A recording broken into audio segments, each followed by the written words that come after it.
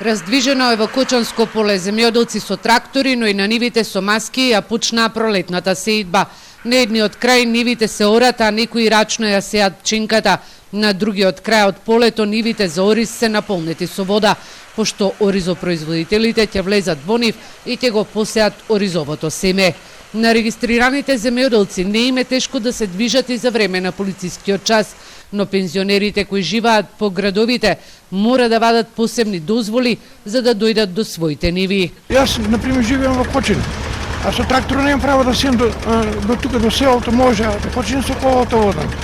И сега не можем да сидам до после 3 сата, не може да сидам.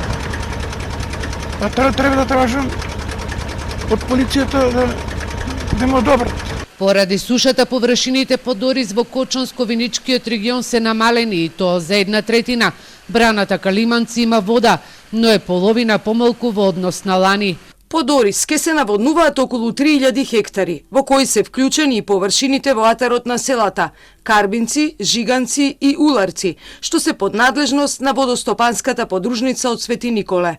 За полнење на нивите за почеток ги користиме проточните води од реките, за да зачуваме што поголемо количество што се акумулира во браната Калиманци. Земјоделците кои ги затекнавме велат дека проблеми имаат и со непостојаната откупна цена, но и со грижата дека еден ден нема кој да ги замени и да го произведува во оризот. Еве сега пченица ќе се роде убаво, ќе падна цената. Нема да има. За оризот исто така. Нема волја. Нивите остануваат така.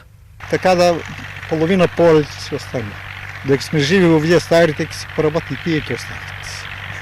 Во Кочанскиот регион наводнителната сезона почна, а први кои ќе го посеат оризот се во атарот на село Оризари.